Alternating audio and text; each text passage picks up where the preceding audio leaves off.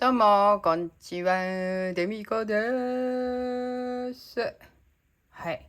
ですね、今日は天気がいい。いや、雲あるんですけど、でも寒いっす。朝から寒くて、なんか冬みたいな格好してんだよね。いや、急激に寒くなって、で、テラスでね、栽培しているイチゴとかね、フランボワーズがね、この時期まだね、普通になるはずなんですけど、粒とか実がね、ちっちゃいままね、色がついちゃってね、なんかね、ちびっこいのばっかになっちゃってね、こうやって食えるんかいな、みたいな話なんですけど、まあ、それは置いといて、はい、それは置いといて。今日は6日目っていうことでございますね。はい、6日目だと思うんですけど、そうだね、6日目です。はい。というわけでね、今日もね、じゃがじゃがやっていきたいと思いますのでね、はい。今日は何をやるかちゅうと、びゃん、6日目、こちらでございます。はい。はい。で、当然のごとく、すでに編んでるわけでございますが、こんな感じ。はい。なんかちょっとちっちゃめになってますね。実は、まあ、例に漏れず、これもね、先に編んであったわけです。はい。編んであったんですけど、その編んだ時、ね、今までちょっと先に編んだやつがちょっと手紙だったじゃないですか。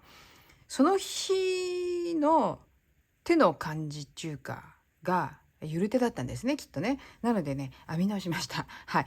編み直して、で、ちょっとちっちゃめに、これもほんのりちっちゃめになってますけどね。はい。さらにちっちゃくなっちゃったって話なんですけど、それは置いといて。はい。まあいいですよ。ちっちゃめだったらまたちょいでかめに編みはいい。んじゃなかったらうんと伸ばせばいいっていう話で。はいはい。はいはい。言い訳は置いといて。はい。今日はね、これをやっていきます。はい。これがこんな感じになります。真ん中だけですね、違うのは。基本的に。ね。そんな感じ。ほぼ一緒。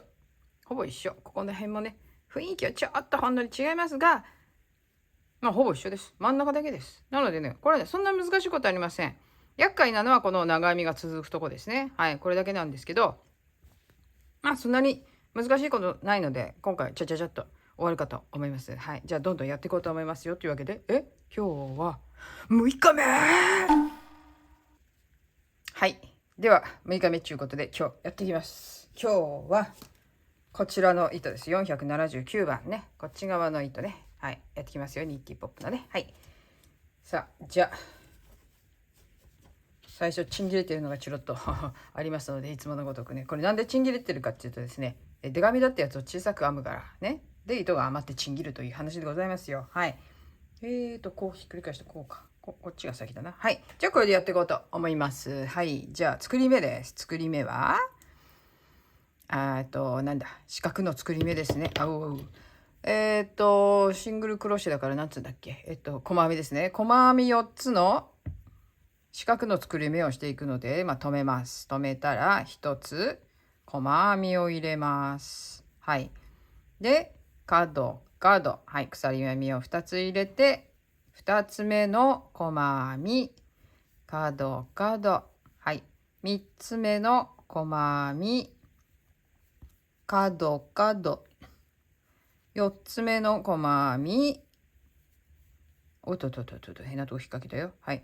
角。はい。で、これでピューッと閉じますね。ピューッと閉じます。で、本来であれば、この先続けていったりもするんですが、今回はここ、独立してます。はい。四角だけ。なので、この四角をきれいに見せるためには、こいつを切ってしまいます。はい。ちょんと切って。で、これを一回閉じます。閉じるのは、はい、これちょっと中心ギュッと引っ張って、はい。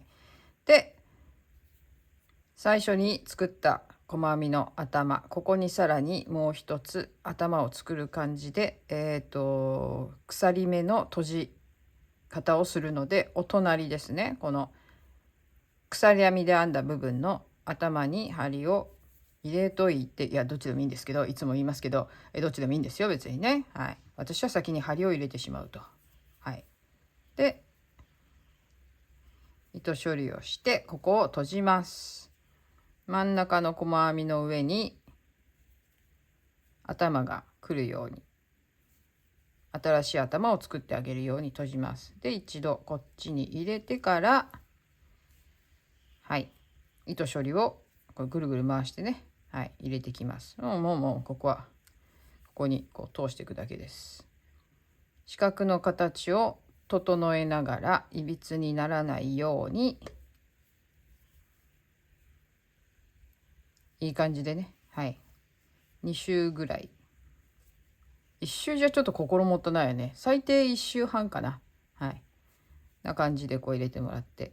まあでも、ね、大丈夫だと思いますけど。で、ついでにこいつも処理をしてしまいます。これは中心のやつですね。で、基本中心のこの引っ張ったやつは、むっちゃ短く切らない限り、外れることはほとんどないと思うんで、まあ1周ぐらいでも大丈夫だと思いますが、まあ心配の人は最低1周半とかしといたら余裕だと思います。はい。まあこんな感じで1周ですね。はい。で、しといて、まあこれはもうめったに外れることないんで。で、そしたら直近で切って、はい。これで作り目1段目ですねができました。はい。じゃあ次の2段目いきたいと思います。で、2段目はまあ閉じたところがどこだか分かるんであればそこの場所からでもいいんですけどね、ここね、はい。モザイク編み、また言っとこうかね。モザイク編み、細編みって言った時はね、ここは普通に細編みしました。この後ね、モザイク編み始まると細編みっていうのは基本的には筋編みです。で、長編みっていうのはその筋編みをした残した筋のところに引っ掛けながらするのが長編みになります。はい。まあ何言ってんだっていう時はまあね、今からやっていきますんでね、見てってください。はい。じゃあ最初、一辺の3目あるところのど真ん中、はい、を半目拾う感じ、筋編みをする感じで針を入れて、次の色を引っ張ってきますね。はい。次の色を入れます。真ん中の目ですね。はい。次の目を入れます。引っ張り出したら立ち上がる。はい。立ち上がりました。立ち上がったこの目は最初は放置です。はい。一番最後にここに目を入れてあげるので、最初は立ち上がっただけで放置にします。そしたら、隣の目に針を入れて、細編みを1つ編みます。で、カードを2つ。はい。これは常に一緒です。立ち上がって隣に行って細編み編んで角2つは、どの段でも同じことをします。これ最初スタートのとこですね。はい。で、次、こっちの辺に行きます。3目ありますね。最初の目に、細編みを入れて、前段の鎖編みのとこですね。ここにも真ん中にも、細編みを入れて、で、前段のこっち側の鎖編みのところにも細編みを入れます。要は3目全部細編みです。はい。ここね。で、これをやってきっちり四角をね、意識しながらやっていただくと。はい。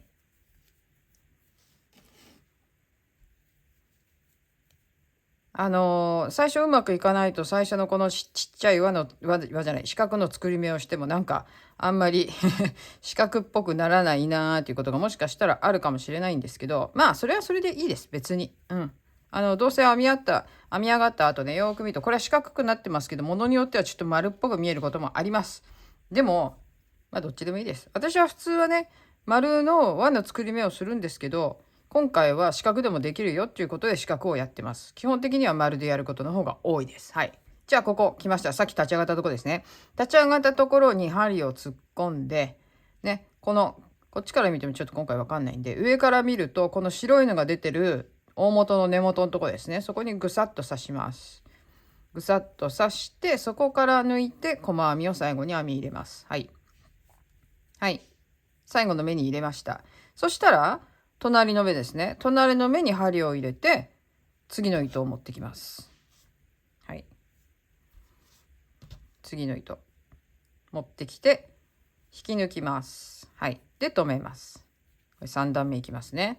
で、止めたら、さっきと同じです。さらにお隣の目に行きますね。最初は、これ立ち上がっただけです。最後に目を入れるんで、隣に行って、細編みを1つ編みます。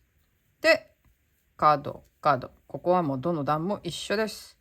はい。じゃあ、ここですね。3段目、どういったものを編んでいくのかっていうと、まあ、3段目もさっきと一緒です。全部細編み。はい。いや、ここ5目あるんで、5目細編みしますね。1、2、3、4、5。はい。5目細編みをして、角。はい。ちょうど糸がなくなりましたけど。はい。で、同じようにだからここをひたすら細編みをしていくだけでございます。はい。なので、じゃあこれちょっと糸がなくなってきたな。ちょっと、無理だな。はい。入れていきますよ。新しいのね。はい。こんな感じでこの段はひたすら細編みをしていってください。はい。じゃあちょっと早送りしとくか、ここもね。はい。じゃあちょっと、はい、早送りして、細編みを入れていきます。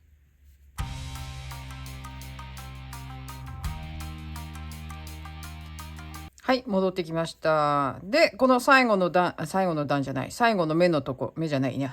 なんだ、最後の辺。はい、最後の辺のところ3目入れてきました。で、4目目がさっき立ち上がったところになってます。なので、ここも細編みを入れるので、このブルーの糸が出てる根元、ここ、まずここに入れますね。この目のところを真ん中に入れて。で、ピュッと引き上げると、ここから出てるっていうのが見えますね。ここね。ここ穴ポコンと開いてますね。ここにブサッと刺します。で、次の糸を引き上げながら、細編みを入れます。はい。で、ギュッとして、ギュッと引っ張って、はい。ギュッと引っ張ってください。はい。で、そしたら、はい。隣の目ですね。この目は今編み終わったんで、隣の目に針を入れて、次の糸を持ってきて、引き抜きます。引き抜いて立ち上がる。はい。で、立ち上がったらこの目は放置ですね。はい。最後に目を入れるので放置です。なので、お隣に行って細編みを入れて角。はい。こんな感じです。はい。で、これ4段目ですね。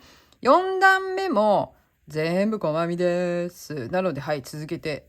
はい。一辺7個の細編みをして角ですんで、はい。そのまま細編みをずっとこの段もしていってください。はい。これはね、もう途中までね、こんなんよ。はい。なので、とりあえずこの段もひたすら細編みをしていきます。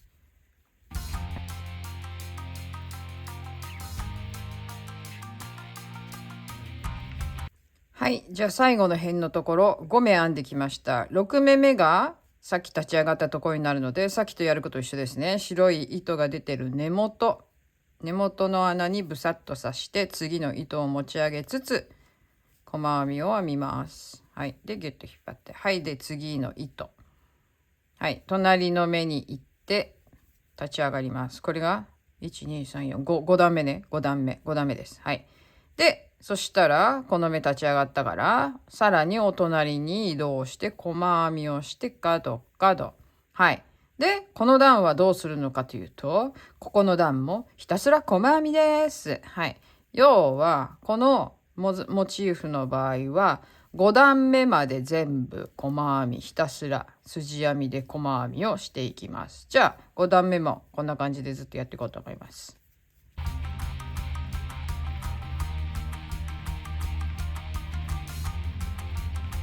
はい。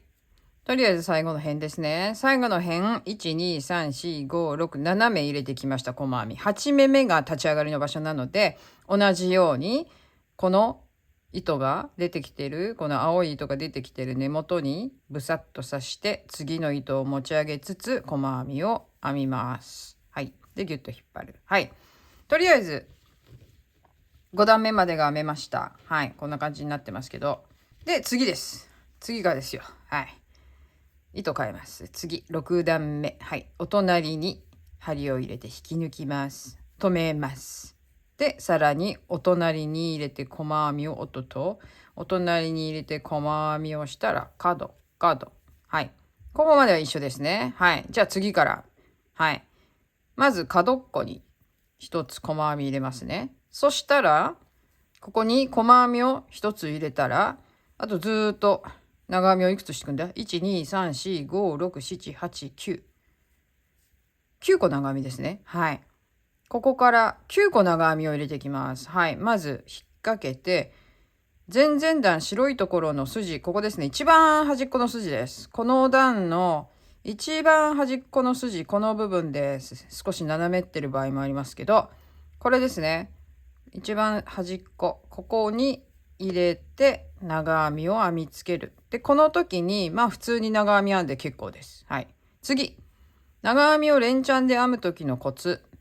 前回も前々回も言ってると思うんですけど、中心に行くにつれてほんのりきつめに編んでください。はい。真ん中あたりはなんかもうきつめっていうか、すいません。はい。きつめっていうか、その高さがね出ないように編むっていうことなんですけど、きつめに編むっていうのはね、要はあんまり高さがこう出ないようにこうきつめにね編んでください。でこの辺りからはなんとなく気持ち緩めにしてもいいかな。はい。でこの辺は少し緩めにしてもいいかな。はい。でここ8個目でもほんの絞り気味だけど、最後9個目。はい。ここは普通に編む。はい。こんな感じですね。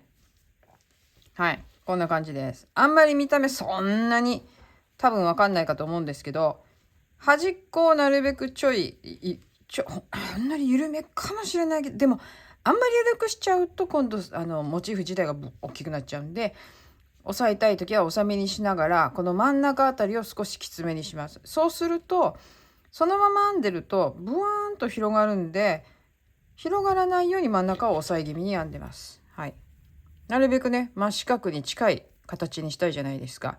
ブワーンと広がっちゃうとね、ちょっとなんか可愛くないじゃない、見た目が。はい。もう一回やりますね。はい。端っこを細編みで一つ編みます。でそしたら一番この筋がある一番端っこですね、そこから9つ連チャンで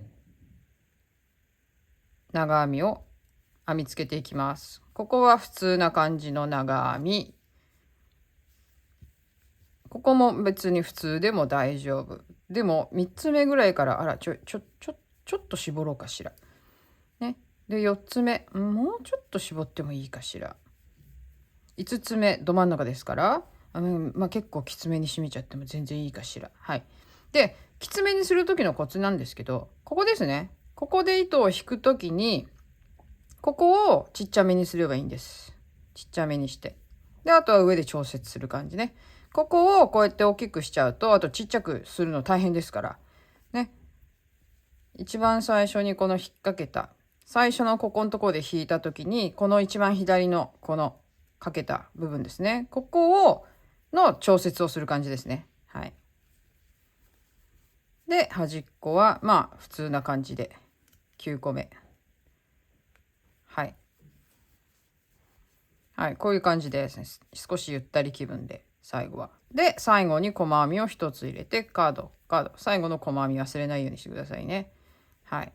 で細編み入れて、でここから長編みを気持ちゆったりで、ここ普通な感じで、ここ少し引き締めようかしら。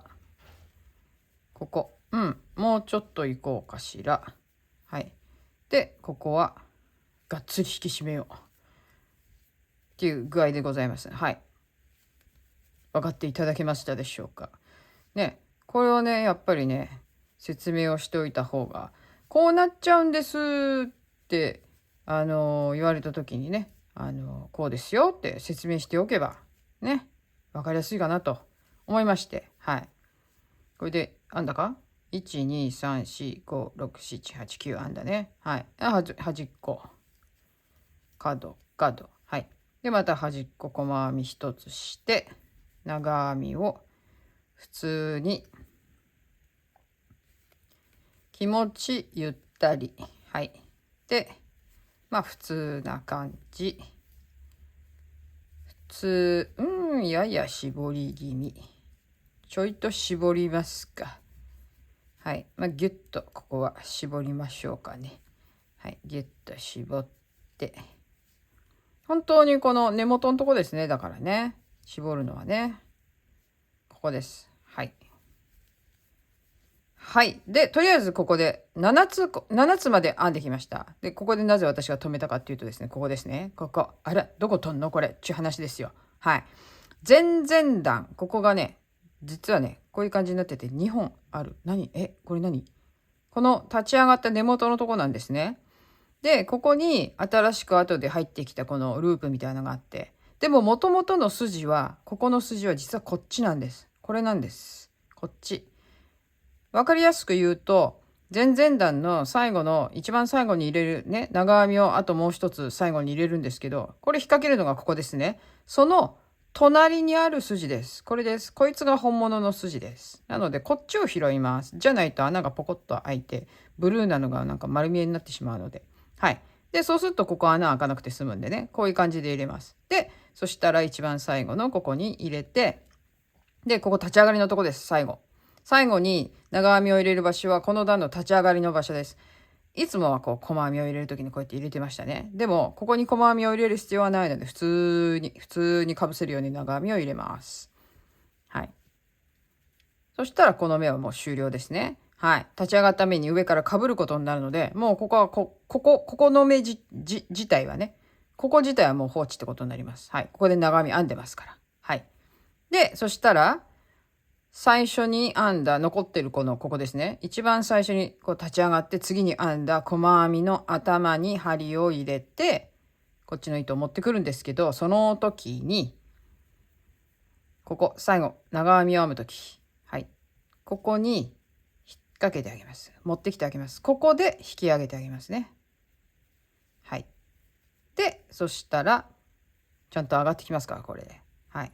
で、隣の目に針を入れて引き抜きます。はい。なんでいちいちこの次編む糸をね上げてあげるかっていうのはもう皆さんお分かりかと思いますけど、なるべくここは綺麗になるようにです。これやんないとこう筋がピーピーピーピー入っちゃうんでね、ない方がいいんで。はい。じゃあ立ち上がりました。同じですね。立ち上がったらこの目は放置して隣の目に入れて細編みをして角。これ何段目？これ7段目 ?7 段目かな。はい。で、そしたらこの段はじゃあどうやって編むのっていう話ですね。まず、待って、引っ掛けてんな、おい。割れています、糸が。さあせん。細編み。はい。細編みして角。はい。で、ここ一つ細編みを入れます。細編みを入れたら次、ここにポッチがございます。で、ここも実は前々段が鎖編みをしているところで、ここ残ってるわけです、筋が。この筋のところに長編みを入れてあげます。はい、ここですね。はい、長編み1つ。長編み1つします。そしたら、前段の長編みの上は全部細編みです。ね、筋編みで細編みを全部入れていきます。なので9つですね。9つ細編みをします。はい。で、そしたらまたポッチのとこに来たので、ここ最後、長編みを入れます。はい。で、一番最後、前段のこの鎖編みのところ、これを忘れないように、ここに細編みを1つ入れて、で、角。はい。7段目はこんな感じになります。引っ掛けて、細編みを1つ入れたら、長編みを1つ入れる。はい。そしたら前段の長編みの部分に全部に細編みを入れます。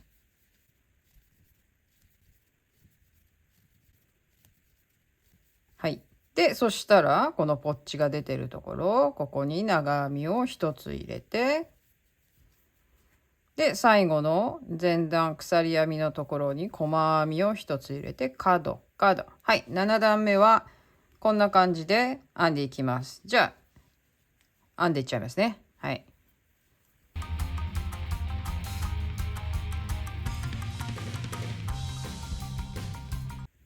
はい。最後の辺のところ、9つ細編みをしてきました。最後の部分、ここの立ち上がったところですね。立ち上がりのところも前段と同じように長編みを入れる場所なので、このまま普通に長編みを入れてあげます。で、最後、ここを引っ張り上げてから、ね、これを引き出します。はい。こんな感じですね、7段目。じゃあ次、8段目いきます。8段目、お隣ブス。はい。はい、糸を引き抜きます。で、立ち上がる。で、この目はそのままで、さらにお隣に目を入れて、細編みを編んで、角。はい。で、ここはじゃあどうしていくのかっていうと、まあ、ここを見たらわかるんですけど、まず3つ細編みをします。3つ細編みをして、はい。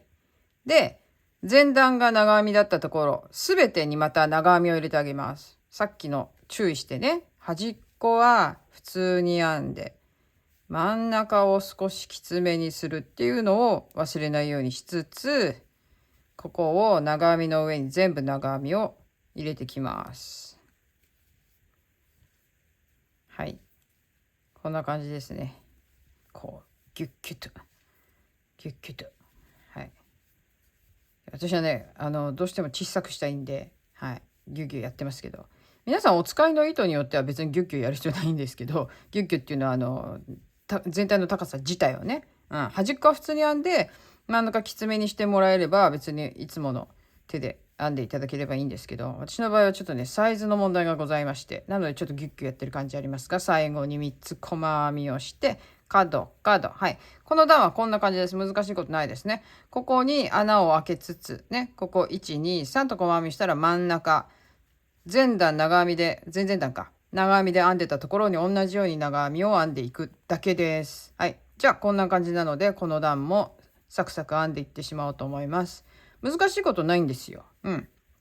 ただ、長編みを編み入れるときにちょっとしたコツがある程度で、はい。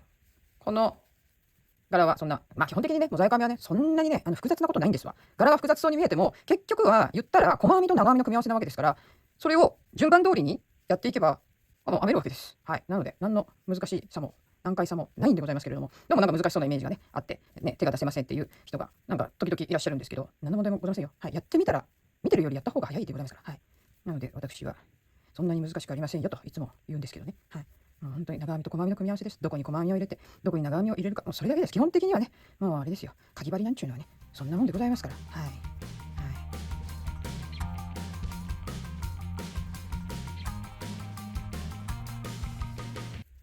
はい、最後長編みを編んできて一つ細編みを入れました。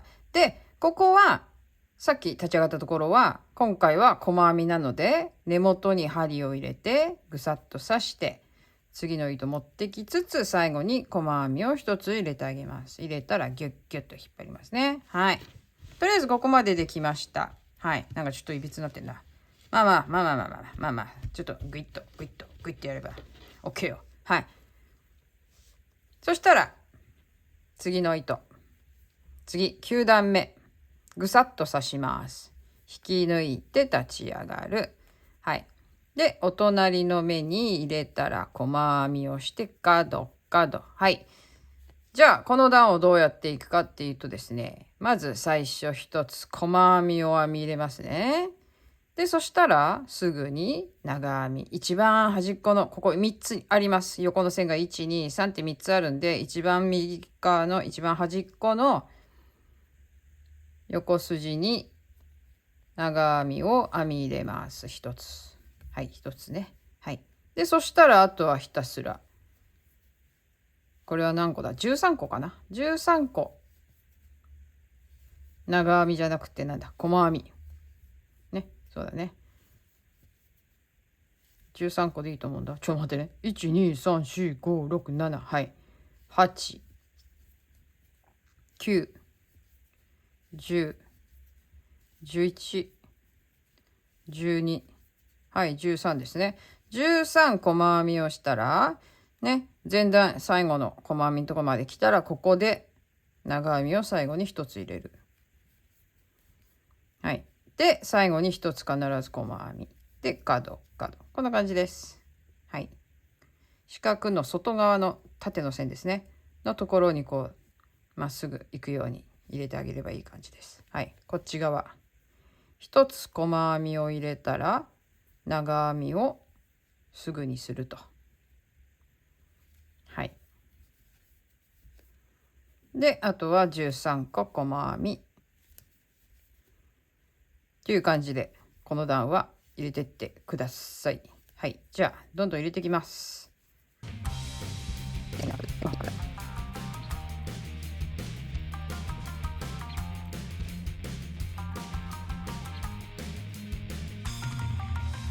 はい。この段の最後のところまで来ました。ここも、さっき立ち上がったところに、長編みを編み入れるところなので、このままかぶせるように端っこに引っ掛けて、で、最後持ち上げて抜きます。はい。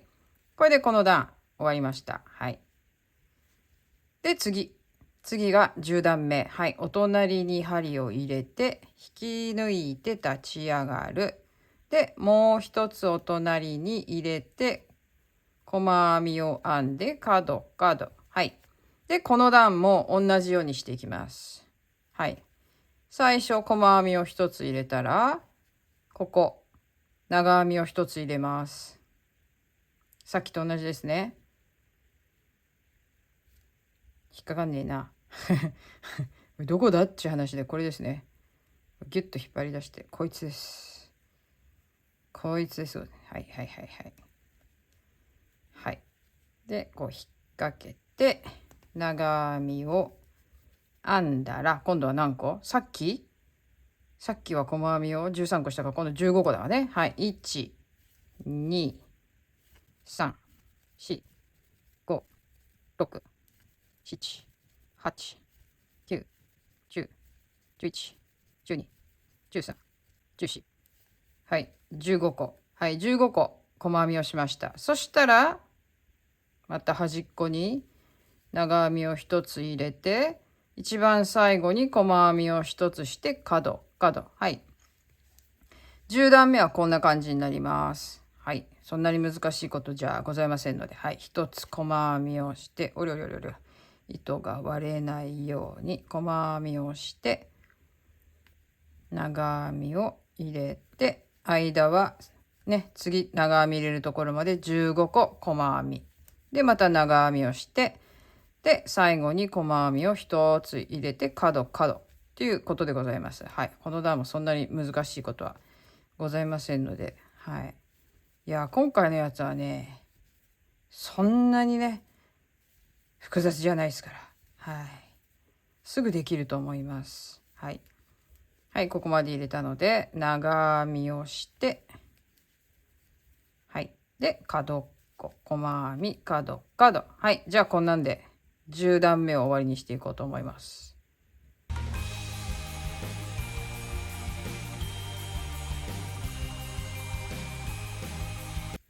はい、細編みを15目編んできました。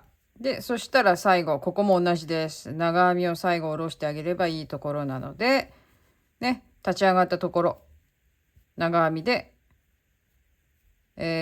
かぶす感じですね。で、次のやつを持ち上げつつ、最後、これで止めます。ただ、ここは、これでもう白いのは使いませんので、直近します。はい、直近。ね、なんとなくブワーンって広がってるでしょ。ね、長編みでやるとこうなるんですよ。でも後でどうせこうやって引っ張るんで、そしたら落ち着きます。そのブワーンとなるのをなるべく大きくしないように、さっきみたいにこう真ん中をね、少しへこませる感じな気分でやります。はい。どうしてもね、広がっちゃうんだよね。で、それをなるべく軽減させるために、ちょっとね、強弱をつけて編むっていうことですね。はい。じゃあ一回これを閉じてあげます。はい。最後の縁編むやつがね、やっぱり綺麗に出るようにするにはこれで閉じるのが一番です。はい。いつもと一緒なんですけれども、鎖目の閉じ方で閉じます。ここの最後の細編みのところに新しい、今作ったのがこれですね。頭を作ってあげるように閉じますね。で、一度こっち戻して、で、あとは適当。なんだ、巻き込んできゃいいんでね。編むときに。はい。これで一度閉じます。で、閉じたら、今作ってあげた頭ですね。の半面向こう側、こっちです。はい。ここね、今作ってあげたやつ。で、なんなら心配なら、前にあったやつをね、こう拾ってもいいんです、一緒に。はい。で、ここで引き抜いてもらって、立ち上がります。さっきとずっと今まで編んでたのと一緒です。立ち上がったら、もう隣に行っちゃっていいです。隣の目に行って、細編みを一つ。割れとる。はい。細編みを一つ編んで角。はい。あとはもうこの最後の段はひたすら細編みを入れていくだけです。これ拾ってね。はい。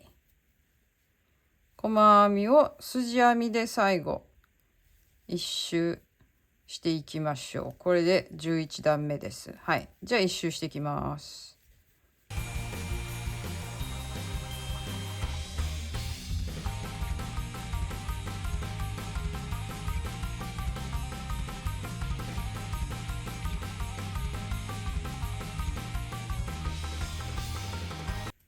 はい、最後の面まで編んできました。最後、ここはすべて細編みを入れるとこなので、もちろんグッと入れて、グッと刺して、最後の細編みを編みます。で、グッと引っ張って、これで終了になります。はい。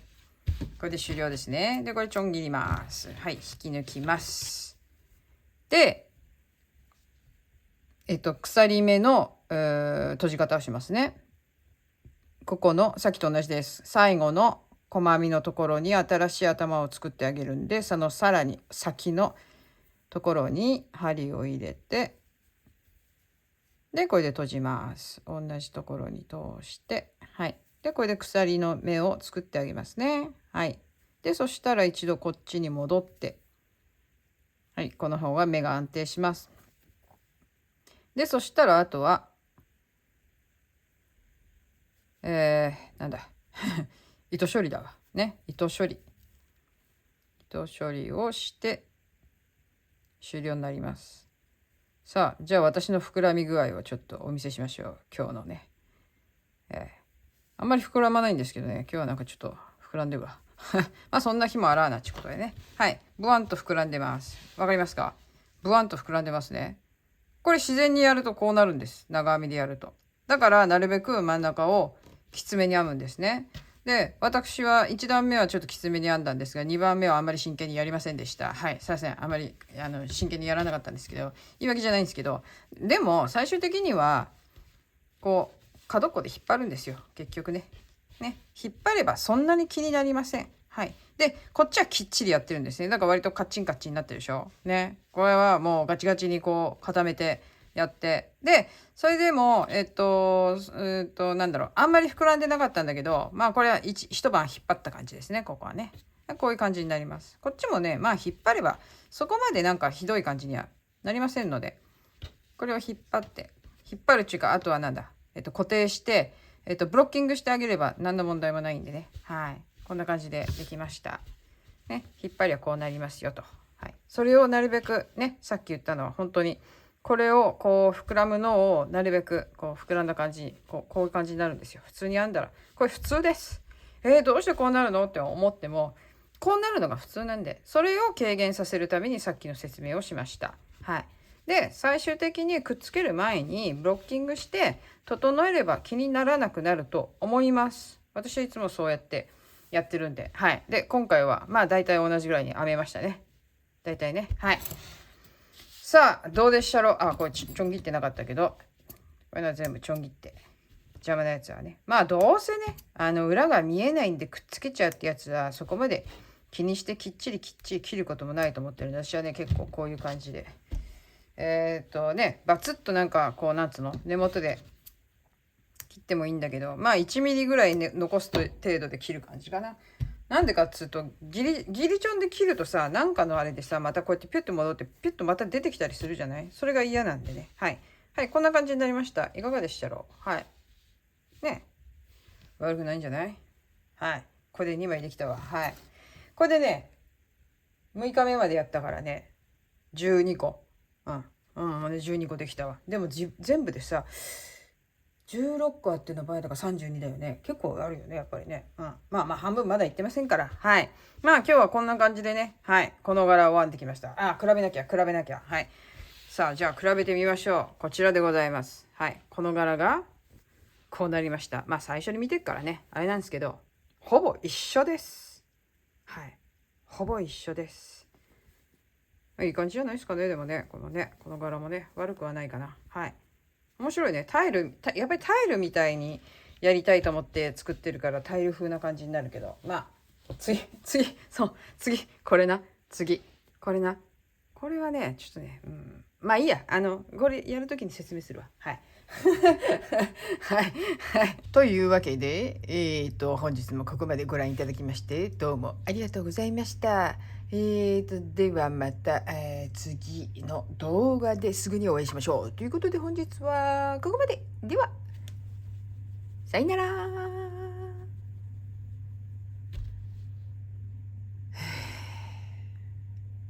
いやさ、この前ね、まあちょっと長くなるかもしれないから、じゃあおまけにしようかね。はいはい。いつもの通りおまけにします。おまけ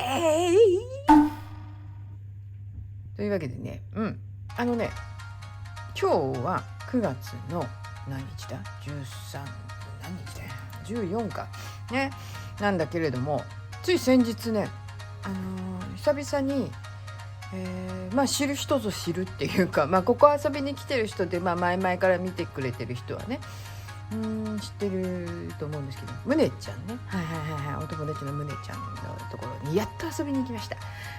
いやね、もう全然会えなかったんですよ。でね、全然会えなくて、で連絡は取ってたんだけど、会おうって言ってなかなか会えない、向こうの都合が悪かったり、基本的にはね、むねちゃんも日本に帰ってたりとかで、私も日本に帰ってで戻ってきて、で2人の都合がなかなか合わないっていうか、私たち不思議でさ、なんつうんだろうな、連絡は取るんだけどね、密に超連絡取る時と全然連絡取らない時とかあるのね。でもそれでも全然平気なわけで、それでそのね、全然連絡取らない時って大体ね、あれなのよ、お互い暇で何にもなくてブランしてて、なんか会えばよかったね、暇だったらなんてことはなくて、全然連絡取らない時ってやっぱりね、どっちかがどうにかちょっと忙しかったりとか調子悪かったりとか、なんか理由があるのよ、ちゃんと。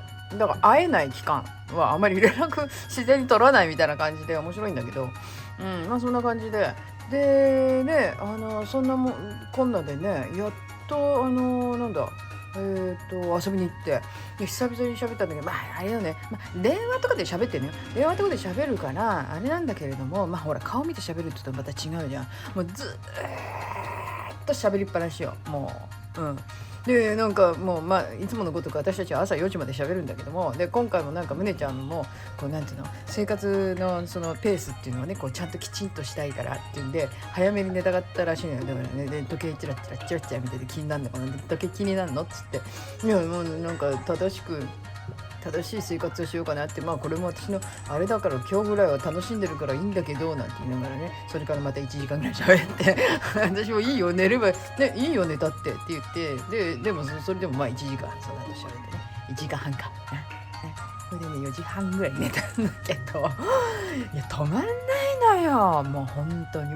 それはいいとして、久々にねまたパリに行って、でいかにそのねオリンピック中のその期間彼もパリにいたから、その期間中どんなにパリがね素晴らしかったかっていう、そのパリジャンはいつも以上にいないし、車もないし、規制されてるところはね、ほらオリンピックで規制されてるから車入れないでしょ。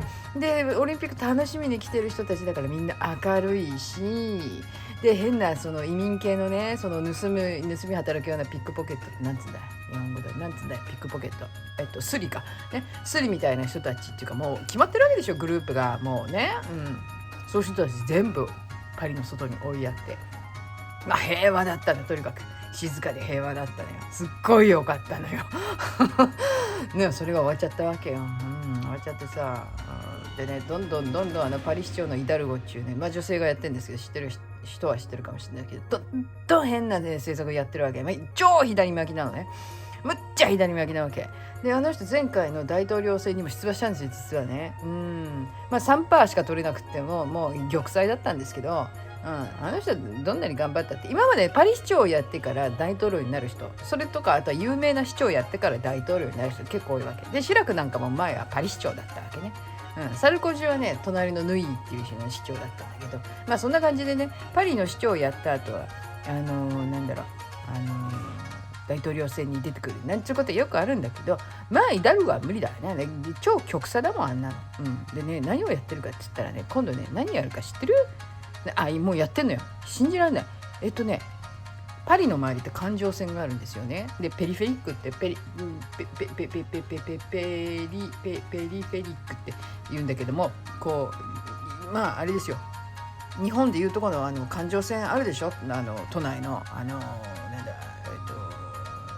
首都高の環状線あるでしょ、あんなもんですよ。だから言ったら東京の23区の周りにあれがぐるーっと回ってるみたいな感じですよ。パリはね、パリがあるでしょ、パリの外側こうだからこのペリフェリックを過ぎると、パリの市街みたいな感じになってるわけですね。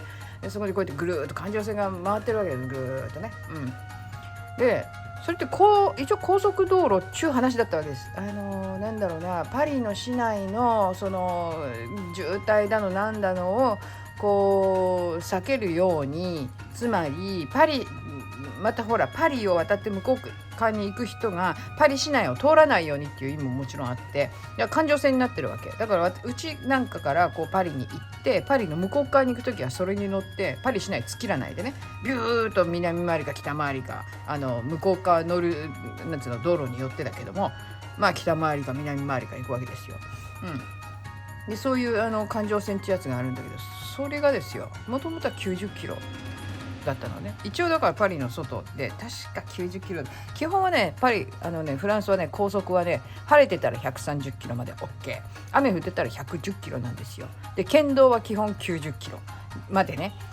で80に一旦したんだけれども、それじゃあ渋滞が起こりすぎるっていうんで90にまた戻したってバカみたいなんだけど、なんか看板全部書き換えてさ、90だったやつを80に書き換えて、でも1年ぐらいでまた90に全部書き換えるとどんだけ金使ってんだって。それなんだよ、利権会っていう話だよね。看板屋さんが儲かるよみたいなね。まあそれどうでもいいんだけど、よくないけどさ。でそれでね、結論何よって話でしょ。ごめんなさいね、長くなっちゃって。でパリのその環状線っていうやつが今まで90キロだったかな、ね、90キロぐらいだったわけ。それをね何キロにしたと思います？パリ五輪が終わったら下げるって言ってたわけ。バカじゃないのってみんなで言ってたんだけど、もう強行に決めちゃって、勝手に決めるんだよね、ああいうのね。あんなにポコポコ勝手に決めれるもんなのかね、市長がって思うんだけど、不思議でしょうがないんだけど、90キロで走っていた道路は確か90キロだったと思うんだけど、で走っていた道路50キロですって。だから今ね、環状線周り50キロ制限なわけ。それは雨の日スリップするから気をつけて制限と同じ速さですよ。常にね、カン落とすのすいませんね、うちの家人がちょっとキッチンでタルト作ってんでね、すいません。タルトってキッシュですね。はいはい。ちなみにね、パリ市内ね、前はこの主要の道路ってそのさ、太い道路ってあるじゃないですか。そこは50キロとか制限だった。50キロ制限だった。今ね、パリ市内全部ですよ。全部最高で、ほら道によってはもっと遅いところとか制限つけてるとこあるからあれなんだけども、最高でですよ、パリ市内最高で今30キロ。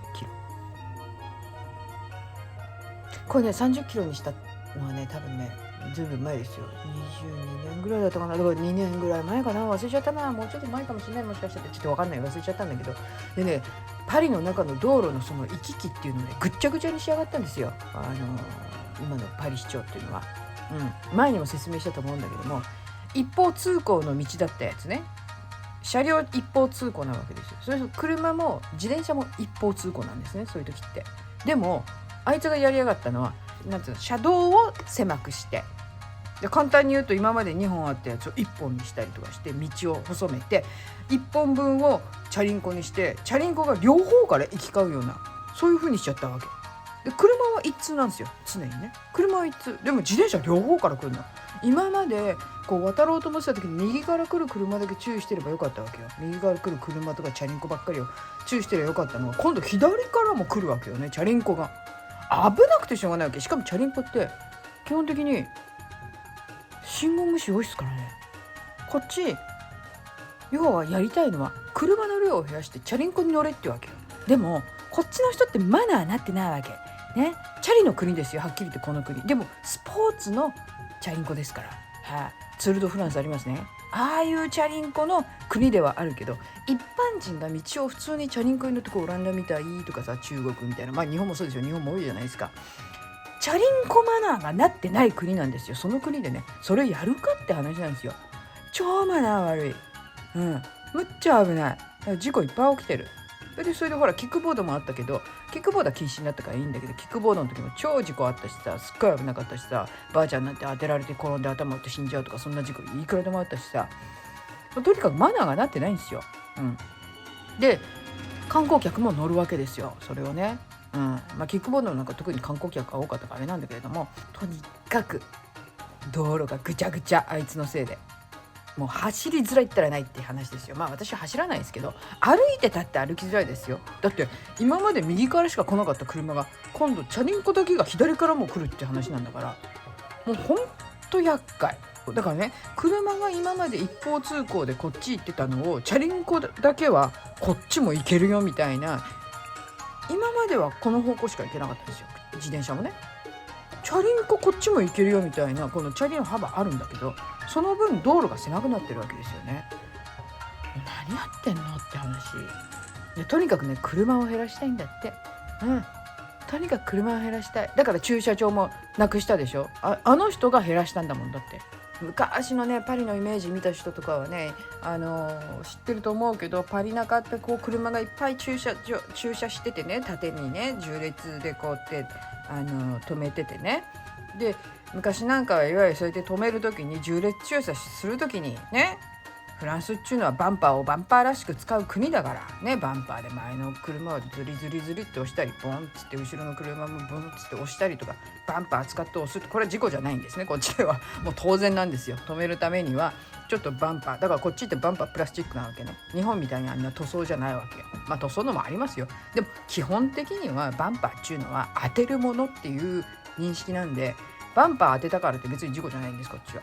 ちょっとこうやってバンパーでトゥンって押すんですよ、ね、それで止めるわけです、場所を作って。で、そういう文化だったんだけども、だからその路上駐車っていうのがもうほとんどできなくなったわけで、駐車場がないわけですよ。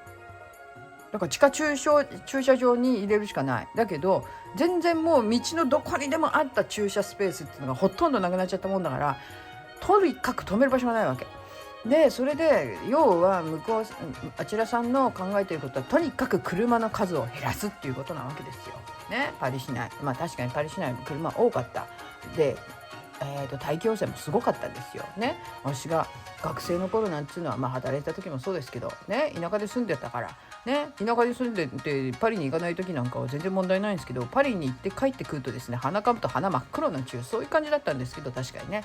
でそれで車の数を減らしたい、分かった。でもね、車の数を減らしたいんだったら、その前に電車とかメトロとかをまともに走らせるよってことですよ。あとバスね。それをやる前にね、車だけ減らしてね、で皆さん電車使って来てくださいって、でも電車とかが確かじゃないからね、車使う人もいるわけ。しかもフランスってまあ電車走ってない街もいっぱいあるわけですよ。そうするとそういう人たちは車で来るわけですよね、パリに、仕事にね。今までそうだったわけ。そういう人たちどうすんのっていう話ですよ。電車もまともに走ってないのにっていう。だから最寄りの駅まで車で行かなきゃいけないわけじゃないですか。でも最寄りの駅まで車で行ったところで電車まともに走ってないのどうすんのっていうね。すぐ運休するわ、なんだらかんだら、故障だの、故障とかむっちゃ多いからね、こっち整備してなくて、おいでスッとだのっていうのもあるでしょね。でね、運転手に対するアグレッション、なんだ暴行があったから、安全が確保されるまでは私たち運転しませんとかね、そんなのもしょっちゅうっていうかね、結構あんのよそれが。あと人身事故もまあそこそこあるし、しょっちゅう止まるわけ本当に。で一回止まると本当にね、日本ってすごいなと思うよ。人身事故があった時ってさ、まあ割とすぐ復旧するんじゃない、日本ってね。相鉄線はすごかったよ、慣れてたから。相鉄線はね、人身事故が起こりましたって電車ストップするでしょ。あとね、もうね、だいたいね、遅くてもね30分ぐらいでね復旧するんだよね。早いんだよ。私今までの記憶で一番早いのって多分25分ぐらいだった気がするんだけど、大体30分40分かかんない。ひどいとね1時間とかかかったりするけど、でも基本的にはね40分あればね復旧するんですよ。こっちはね、もう人身事故あったらね、最低でも2時間はかかるよね。下手したらその日の午前中、朝あったら午前中まるっきりもうなんかダイヤ乱れまくりで、全然もうなんだろう、いつになって復旧するかわからないっていう日もあるし、なんかそんな感じなのよ。すっごい遅いの復旧が。そんな中でね、車ばっかりね、車減らせっつってね、交通機関がまともにね動く国じゃないのに、日本みたいにちゃんと動く国だったらいいよ。でもそういう国じゃないのに、これでペリフェリックが50キロって何言ってんのって、どんだけ渋滞作らしたいのって話よ。でそれで本人は車が減ると思ってるわけなわけないじゃないっていう。それで本当に減るんですかって、いや確かにちょっとは減るよ。でも彼女が想像したようには減りませんよ。私はね、あの女に早くやめてほしいんだよね。でもね、まだねあと2年ぐらいじゃないの。でもね、いろいろそうやって変えてるじゃない。別に彼女が一生パリ市長をやるわけじゃないんですよ。次またパリ市長になったら彼女はこうやって帰れたわけだから、次のパリ市長によっては、はい、全部やめますってのがありえるわけ。それがフランスね。一回決めたことをすぐひっくり返すわけですよ、こうやってフランスは。だからある意味フレキシブルなんだけれども、しょっちゅう変えられて、もうね、住んでる人たちね、国民だったりとか私らみたいに住んでる人たち大変しょっちゅう変わるから、本当にそうなのよ。もうその時に収めてる人によってもコロコロ変わっていくから、日本って一回決めたらなかなか変わらないじゃない。私はね、それもまた問題だと思うんですよね。先輩方がやったものだからそれを覆すっていうかひっくり返すわけにはいかない。なんで良くないものだったら別に切ればいいじゃないって思うじゃない。より良くするんだったらいくらでも変えだっていいと思ってるわけ、私は。それならいいの。でもね、イダルゴの場合はね、買い開くばっかりだから、もっとその車の量を減らしたいとかって言うんであればさ、やること他にあるんじゃないのって思うわけよ。車の止めるスペースをなくして貸しチャリンコのこのなんていうの、スタンドをガーッと増やしたわけね。それで車減るんですかって。だってパリ市内だけだったらまだしも、パリ市外から来る人いっぱいいるんだから、その人たちにチャリンコを増やしたところでどうすんのって話じゃない。パリの人のことしか考えてないよね。だからね、やっぱりそういうのってね、市外から来る人のこと考えてない。だったらさ、もっとさ、シンガポールみたいにさ、市内入る時にお金取るとかさね、税金取るとかで、一応今はね、なんかね、車のナンバーの末尾番号が奇数か偶数かでなんだっけ、パリ市内運転していいのどうのこうのっていうやつもあるんですよ。で、私一回引っかかったことあるのよ、実はね。友達の車に乗ってて、でそれで、末尾の番号が奇数だか偶数だか、その人の番号覚えてないか分かんないけれども、それでね、今日はね奇数デーだ偶数デーだみたいなので引っかかったわけ。ちょっとって止められてね、でも私のその友達はハンディキャップの人だったんで、ハンディキャップの人は問題ないんですよ。そういうの引っかかるで、ハンディキャップなんですけどつってこう見せたら、ああそうでしたか、すいませんつって、もちろん開放なんですよ。開放なんだけど、そういうのもあるんだよね。だからそういうのでやればいいじゃない。わざわざさパーキングをさガーッと減らしてまでさ、大量にね、半分に減らすとかだったら分かるよ。もう多分ねほとんど減らしたと思う。どんぐらいか分かんないけど、ほとんどなくなった。でそれが全部チャリンコ止めとかになってるわけよ。レンタルチャリンコ。不便でしょうがないよ。だからね、早くやめてほしいなと、思ってます。私はパリ市民ではないけれども、やめてほしいわ。チャリンコの両方向もこういうのもやめてほしい。チャリンコ一通にしてほしいね。本当そう思うわ。大変ですよ、やっぱり。ぐっちゃぐちゃ交通網が。ただでさえさ一通が多くてさ、乗り慣れてないとさ、あそこ行きたいと思ってもさすんごい遠回りしちゃったりとかするような街ですよね。もともと運転しづらいんですよ、パリは。だから私は運転しないんだけど、あそこでチャリンコ乗ろうとも思わないね。チャリンコすら怖いわ、逆に。本当マナー悪いよ。また愚痴っちゃったね。愚痴なんですけど、そんな感じで、この前久々にパリに行ってきましたっていう話でございます。いや、そうついでにね、パリって前夏休み期間中っていうのは 90% の道路がですね、そのパーキングメーターって、パーキングフリーのところも前はあったんだけど、ほとんど今なくなって、でそのパーキングメーターがあるところっていうのは、昔は夏休み期間中ね、夏休み期間中っていうか7月8月かなね、パリ市民が減るじゃないですか。その期間っていうのはね、パーキングメーターがなしっていうか無料で止めれたんです。 90% の道路が、パリは。でももちろんイダルゴはそれをやめましたやめました。超大迷惑。なんとかならんかのというわけでございます。そんな話をしてみました。パリに行ったっていう話ついでにね。いや、次いつから行くかな分かんないけどね。でも旅行行く、バカンス行く前にもしかしたら行くかもしれないけれども。というわけでございます。じゃあここまで聞いてくれて本当にありがとうございました。というわけで、本日はここまででございます。ではバイバイ。